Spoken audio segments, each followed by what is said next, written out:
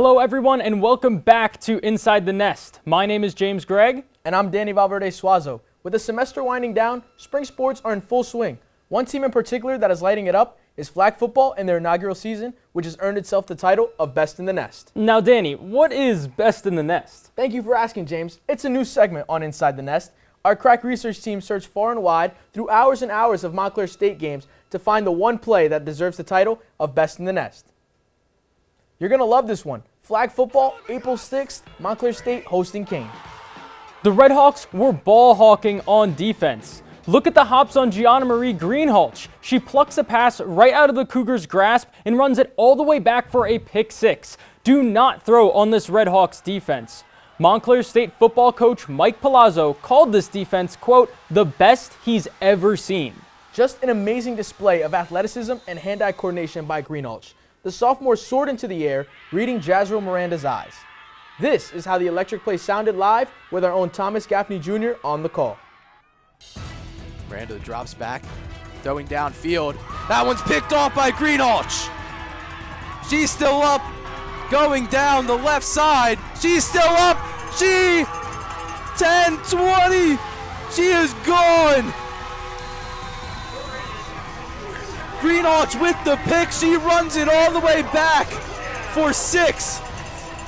The Redhawks kept their momentum going heading into last Saturday, where they took on the Mount St. Mary Knights in a Saturday showdown at Sprague. Here's how it sounded on the Redhawk Sports Network. Sun is out and the winds of change are blowing. Welcome everyone to Sprague Field, to the Redhawk Sports Network for a special presentation of flag football. Montclair State flag football against the Mount St. Mary's Knights. On second down, looks deep, and it's intercepted! Giannamarie Greenhalgh with the interception. Greenhalgh and Del Rosario. It's a handoff to Del Rosario, cuts left to the outside, she's got room, and she's gonna take it in for a touchdown! Del, again with the pitch out to Del Rosario, going towards the sideline, still going, and she's in for the touchdown! Stays in at QB. She'll keep it, takes it to the outside. Does she have the edge?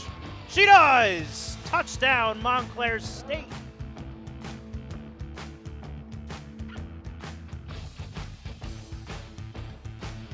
Handoff to Underwood, cuts to the outside, plenty of space. And how about touchdown number 2 for Nylia Underwood? Del Rosa's gonna keep it herself, gets to the outside, and she's in for the touchdown. We came out here, we said that we wasn't going to play down to anybody level just because we beat, Eastern. We definitely wanted to execute throughout the whole game. We did come out a little slow, but once we got our rhythm back up, we got that, and now we 59-6. Is something that we all dreamed about as little girls, and now we get to put on a show, and it's amazing hearing the younger generation in the crowd chanting, go MSU, go MSU. So it's just inspiring to see that we're showing the younger generation, hey, women can play football and be just as good as well. The dominant win over the Knights came during the Redhawk Sports Network's BMO production, which involved everyone here at the Redhawk Sports Network and many throughout our broadcast media operations team. A lot goes into making these productions happen. We'll take you behind the scenes later in our show, so stick around for that. A lot also goes in to chasing the single-season stolen base record. That's right, Dhanny. Jared Levis is stealing his way into the Montclair State record books. As of April 14th, Levis is only 3 stolen bases away from tying the MSU program record for steals in a single season with 30. Levis is averaging nearly a stolen base per game, so there's an excellent chance the Redhawks will have a new all-time speedster by the end of the season. Meanwhile, the Redhawks as a team are ranked 24th in the nation. Here's Deepak Satish with the recap of their recent split versus number 12 Kean. The Montclair State University Redhawks returned to Yogi Berra Stadium for a rematch versus the Kean Cougars after a loss the day prior. Scoring started in the bottom of the first when Matt Kaliski hits a sac fly driving Jared Levis, putting up the Redhawks 1-0. Jude Clow would respond as he'd homer deep to left center, tying the game up at 1 apiece. The Redhawks responded by having Lucas Ekenhauser pop a bunt to driving John Tomshow, bringing the Redhawks back to the lead. The Cougars would bite back in the top of the fourth as Klaus singles getting his second RBI of the game. Moments later, Kean would strike again with a sac fly of their own to take a 3-2 lead in this fourth inning. Egenhauser once again was up to bat, and he pops one up to center field with a runner on third. This helps the runner to score on another sac fly, tying the game up at 3 apiece. Still in the fourth, Levis grounds out the short, scoring O'Brien and putting the Redhawks back in front. Chase Fisher steps up to play with a man on second and bombs this one over the center field wall, making this a 3-run game, giving Montclair some breathing room. However, room would run narrow, as Colin Bernhard would walk 4 straight Cougars, chopped early down to just 2 runs. Immediately after, Cole McGowdy singles to right field, driving in 2 runs, making this a tied game for the 4th time this afternoon. However, the Redhawks would not give up as O'Brien singles to right field, allowing John Tomshaw to score again, and they regain the lead. The next batter up is Egenhauser, who lined one out to left field, driving O'Brien to end the Redhawks' scoring frenzy. In the 9th, Patrick Tehan closed it out to secure an 8-6 win for the Redhawks. Let's see what Coach Lorbrad had to say about it. So today was just a new day, and when you go through a season, you have to be able to compartmentalize each game, and that was all it was. You know, my message to the team was simple. It's one game.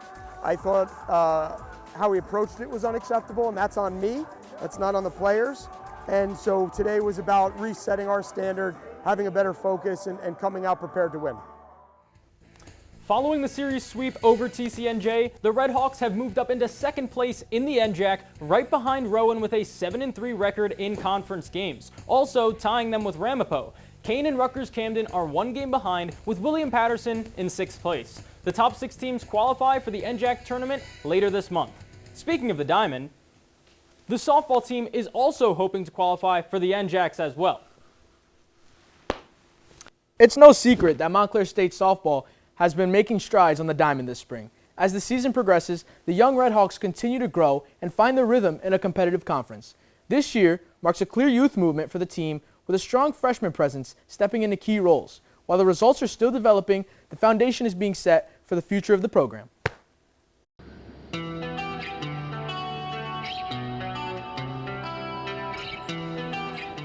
At Montclair State, the roster looks a little different this year. While most programs bring in a handful of new faces, the Redhawks have welcomed a small army, 16 freshmen to be exact. It's like a family. These girls are super supportive. We've been with each other every step of the way. Anytime somebody had a tough time or a rough time adjusting to college life itself, not even just softball, but just college life, there was always somebody there to support them that was going through the same thing. That support system paid dividends early. In Florida, the team found its rhythm, and Jordan Tarabokia found herself in the history books, tossing a no-hitter. But in typical freshman fashion, she credits the unit behind her for the milestone. I had absolutely no idea. Without them, I wouldn't have that no-hitter, so it's really up to them. While Jordan holds down the circle, Zoe Turner is busy causing chaos on the base paths. She is currently chasing the single-season stolen base record, a feat she attributes to the specific preparation instilled by the coaching staff. Coach Ant has been absolutely amazing with helping us. It doesn't just come from on the field, it comes from the preparation that we all do, that Coach D has us all do. Even in the weight room, working with those with the bands, that all really ties into my success. Integrating 16 rookies could easily lead to a divided locker room, but the veterans have embraced the new era, creating a space where the youngest players have the loudest voices. We had a little meeting the other day of just us players. It comes with the upperclassmen letting us be able to speak and feel like we can be heard. So I feel like that moment definitely helped all the freshman class, from what I've heard too, like come together as one. For seniors like Liz Mullen, the goal isn't just winning games now, it's about hand-delivering the torch to the next generation. We really just want to leave the program better than we found it, and they are the future at the end of the day, so we want to help them learn what Montclair softball is. With a massive foundation now in place, the future of Montclair State softball isn't waiting for next year, it is already here. Taking a look at the NJAC softball standings, there's a 4-way tie for first place with Stockton, Ramapo, Rowan, and TCNJ all sitting at 8-2. Kean sits at 5th with a 6-4 NJAC record. Montclair State in 6th at 5-5 in the conference, with Rutgers Camden, William Patterson, Rutgers Newark, and NJCU rounding out the rest. The top 6 teams qualify for the NJAC tournament. The women's lacrosse team was looking for a major bounce back after going through a sour stretch at the end of March, and they got just that in their matchup against Ramapo, winning 19-6 over the Roadrunners. Let's go to the highlights. It's senior night for women's lacrosse against Ramapo. 9 seniors were honored before the game, and the Redhawks are 19-0 all-time against the Roadrunners. It was scoreless for the first 6 minutes. That was until Kara McCartney assists Lexi Robinson for the goal. The Redhawks take a 1-0 lead. Here's Ramapo with a penalty shot. Joey Grotkoff makes a big save, and it leads to this. Kaylee Seck assists McCartney for the score. That made it 2-0 Montclair State. And that is when McCartney began to eat. The juniors scored the next 2 goals for the Redhawks, and it's a first-half hat trick, 5-1 Montclair State. Now we're in the second quarter. Amra Lukovic powers her way to her first of 4 goals in the match. She's been on a tear with 8 goals in the last 2 games. Then, defense leads to offense. Ashley Castillo with the steal and then rips one. It's now 7-1 Montclair State. Once again, the pressure creates another scoring chance. It's Sec from Danielle De Jesus. Montclair led 8-1 at the half. Now in the second half, Lukovic goes by herself low left and scores. It's 9-1 MSU. Soon after, look at the moves by Kira Morena. It's like playing Just Dance 2026 edition. It's now 10-1 Montclair State. After a Ramapo goal, Montclair scored 6 unanswered. Lukovic to Sec and Lukovic unassisted. The Redhawks matched their season high with 19 goals. Then, holy Toledo! It's Kedriana Toledo with the goal. The final score, Montclair State 19, Ramapo 6, as the Redhawks win on senior night. The Redhawks are now 5-4 on the season. Switching sports, basketball had another phenomenal season, making another NJAC championship game and their second consecutive trip to the NCAA tournament. Sophomore Kabrien Goss was at the forefront of the team's success along with Jacob Morales. But Goss sent shockwaves around campus last week when he announced on social media that he was entering the transfer portal and leaving Montclair State. What does this mean for Kabrien Goss? What does this mean for MSU? CJ Staniak and Luke Sirianni have more in our face-off. Thank you, Dhanny, and we welcome you into Face Off. I'm CJ Staniak, joined by Luke Sirianni, and breaking news out of Montclair State men's basketball, Kabrien Goss, point guard for the Redhawks, entering the transfer portal.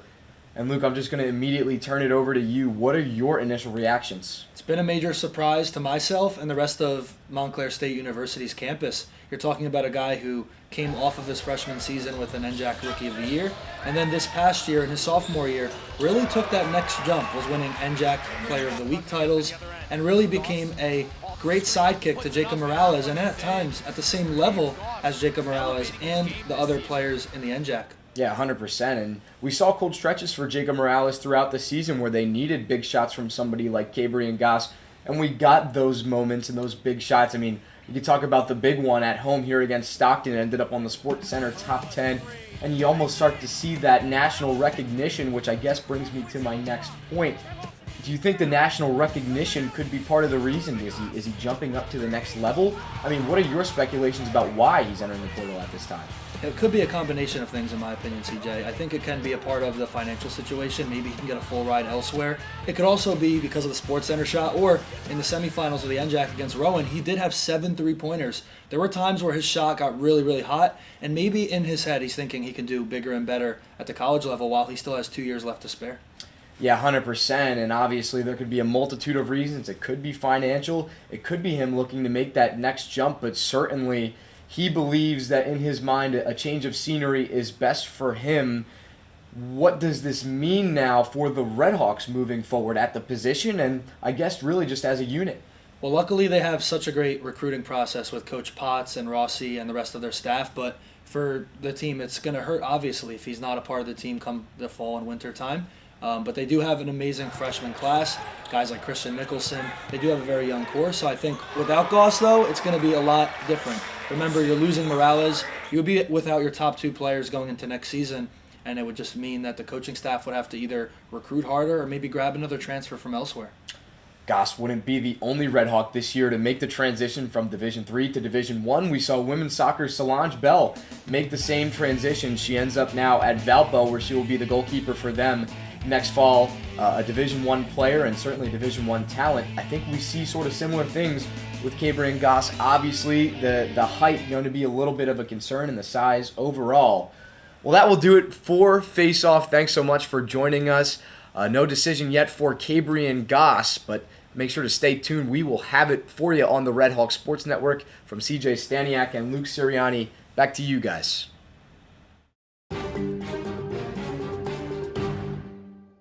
Best of luck to Kabrien Goss. And finally, on this episode of Inside the Nest, the Red Hawk Sports Network produced its semesterly BMO production on Saturday, broadcasting the women's flag football game versus Mount St. Mary.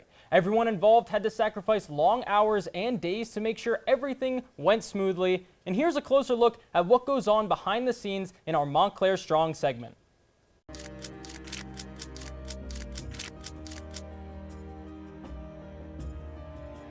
There's 3. Okay, so we're going to take these out of remote iris for right now. We're going to flip them back to manual. So we have local control here. And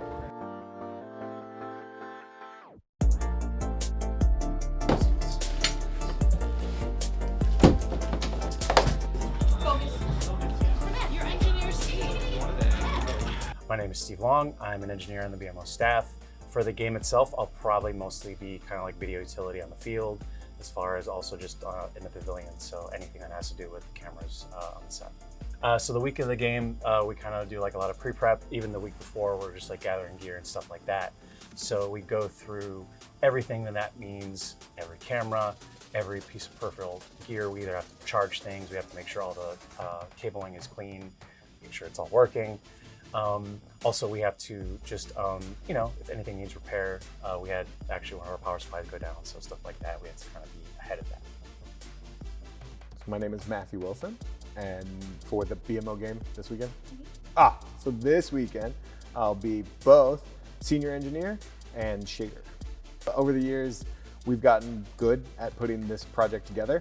So we have it well planned out, and we start a week ahead of time. Typically, we've had everything planned out. We pull all the gear from storage typically 5 days before the game on a Monday. We start load in at the field on Wednesday, and then we do a testing on Thursday, rehearsal on Friday for a game on Saturday. So it's about a 6-day process in total. We actually plan about a year in advance. So while we get down to the actual production for the last week, we are generally already thinking about the fall production and spring production for these programs by a year in advance. So we have it planned on the calendar, we start to set things aside, we block it in the calendar and start to plan equipment and look ahead at what's coming next. Well, my name is Amanda Accardo. I'm the production manager for broadcast and media operations. So my role today usually is to help Stacy be the field producer in a sense. Most of the time that means I'm cleaning and wiping off lenses, which is a glorious role to have. As someone who's a non-engineer, I actually step in a lot to help engineering, and it's all things that I've learned directly from them over the years. So when it comes to productions like this, I have done anything from step in and, Matthew or Adam have helped me over comms, fix a camera. So as a non-engineer, I like it because I get to do things that are not really inside of my role. And I love doing engineering things. So it's like a nice learning experience as someone who's not an engineer. So this is Control Room C, where we work from for all of our BMO games. Normally when we're doing an ITN or a Red Hawk Spotlight, we work out of Control Room A. The reason we work out of Control Room C is because it can be fiber to the field a lot easier. The engineering group can work with this control room a lot better. And one of the biggest things that we have in here that we don't have in A is EVS. EVS's job is it's our server system as well as our replay system, and it has all of the different cameras that come in. So much like a live control room in any sort of sport or a truck, EVS is exactly what they use. Anybody that learns how to use this here will be able to use it in the real world.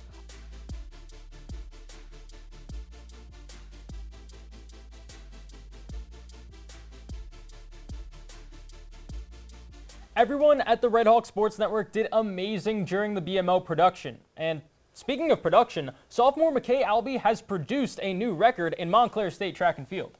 That's right, James. Over the weekend, Albee broke the school record in the 200-meter dash with a sizzling time of 25.07 seconds. It broke the record last set by Sharon Kearns back in 1983 and stood for 43 years. Way to go, Albee. Absolutely. Congrats, Albee. We're going to go enjoy the warm weather, and you should too. So that's going to do it for us here on Inside the Nest. I'm James Greig. My name is Dhanny Valverde-Suazo, saying so long, everybody.